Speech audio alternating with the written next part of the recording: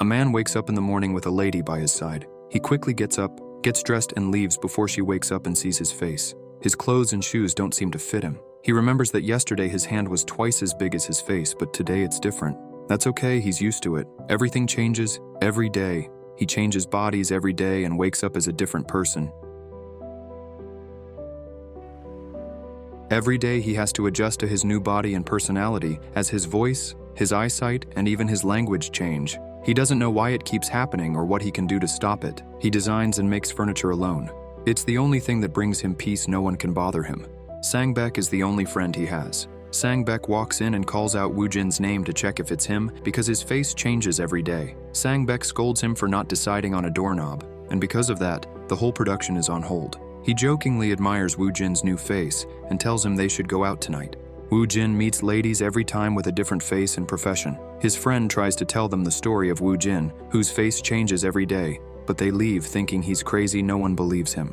Meanwhile, Woo-jin uses his good looks to charm women into sleeping with him, but every morning, he rushes out before they see his new face. One day, Woo-jin wakes up as an old man with bad vision and struggles to go about his daily routine. He documents every look he has throughout his days. He knows he'll never be able to live a normal life or fall in love because of his condition. And all of this started 12 years ago. On his 18th birthday, Woo-jin woke up a different person. At first he thought he was hallucinating, but there he was, with the face of a middle-aged man. He didn't know what to do, so he went to his mother, dressed in a high school uniform, but with the body of a grown man. His shoes didn't even fit anymore. He bursts into tears at the sight of her, overwhelmed and confused by what was happening to him. His mother took him home, not to the hospital. She simply told him she was sorry for what he was going through.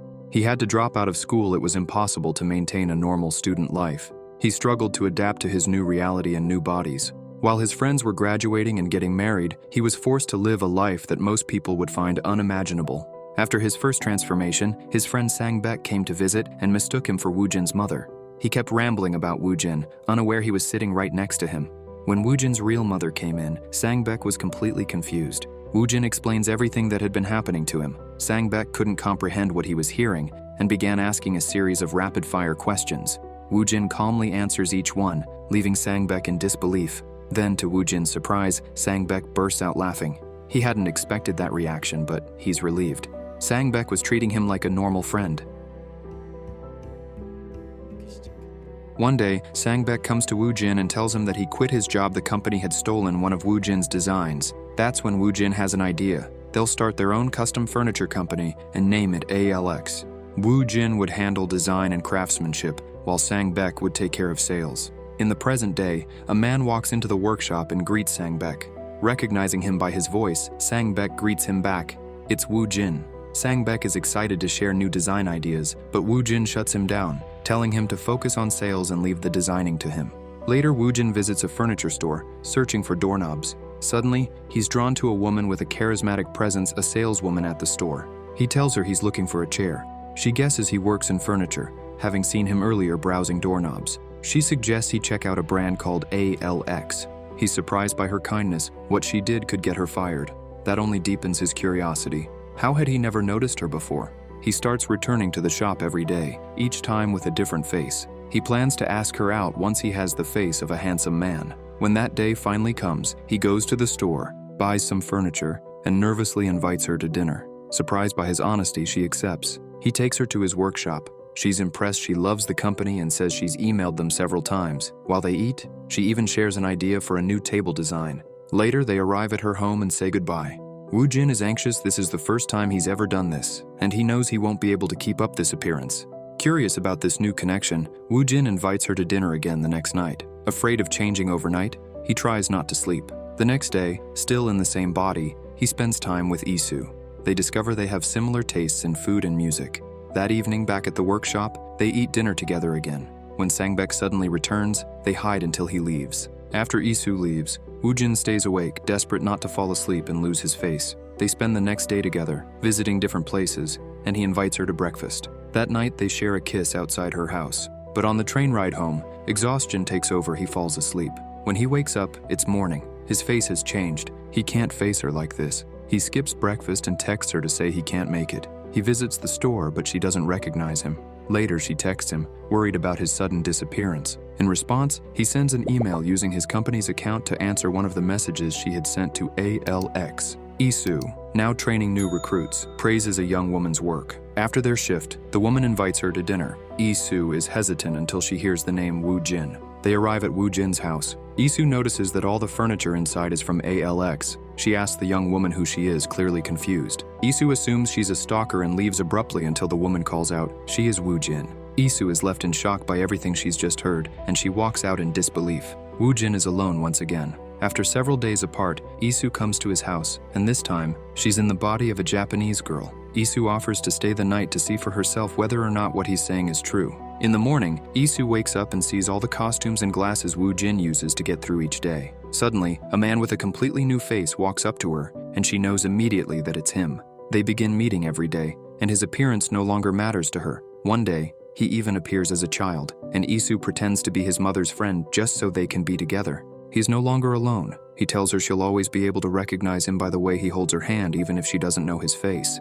Woo Jin introduces her to Sang Baek, who is surprised by Woo Jin's soft spot for Isu. Isu invites Woo Jin to a party at her office. Everyone is curious to see what he looks like, but Woo Jin doesn't know how to show up today. He has the face of an elderly woman. Isu gets questioned about her mystery man and starts getting nervous he still hasn't shown up. Suddenly, a handsome man appears and gently takes her hand just the way Woo Jin said he would. She knows instantly that it's him. Her colleagues are impressed by Isu's attractive boyfriend. They spend the night together and share intimate moments. After that, they continue spending time with each other and grow closer. Woo Jin introduces her to his mom, who expresses concern for Isu. Back at the office, Isu's colleagues spot her with different men and begin to wonder who her boyfriend actually is. One day, Woo Jin catches her off guard. She didn't recognize him right away because she didn't know what he looked like that day. Isu refuses to take his calls and ignores him all day. She's angry, but that night, she comes home and finds him waiting. Seeing him with a different face every day has started to take a toll on her. Meanwhile, Woo Jin grows more attached to her with each passing day. He even plans to propose.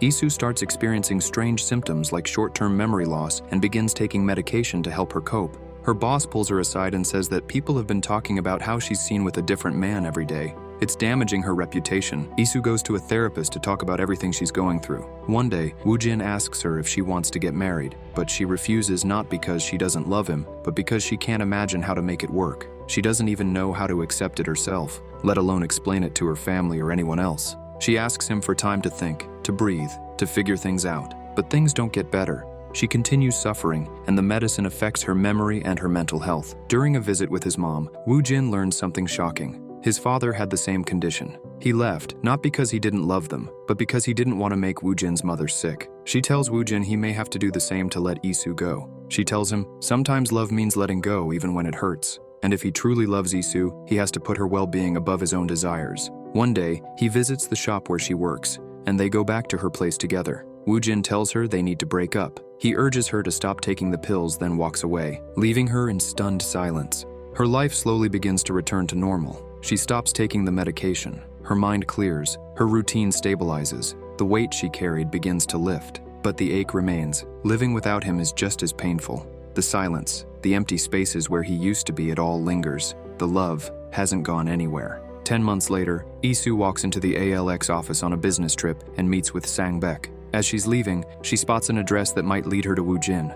Her heart pounds at the thought of seeing him again after all this time. Everything reminds her of him, even the music playing faintly in the background. It brings back the memories they shared, the feelings she thought she had buried. Meanwhile, Woo Jin continues to live his isolated life, avoiding people, in a country far away. Then one day, there's a knock at the door. It's Isu. He pretends to be someone else, but she insists on coming in. She says she's there on behalf of her company. They're interested in his products. But deep down, she knows. She's always known. She tells him she came all this way for one reason, to see him again and to be with him. Woo Jin can't keep pretending. His voice cracks, and they share a heartfelt moment, finally admitting what they've known all along. They're better together. No amount of distance, or time, or change could erase what they have. Then Isu says it. She wants to marry him. She tells him he needs someone by his side, someone who will stay no matter what. Overcome with emotion, Woo Jin pulls out the ring he made for her long ago. His hands tremble as he looks into her eyes and proposes. Tears fill Isu's eyes as she nods. No matter how many faces he may have,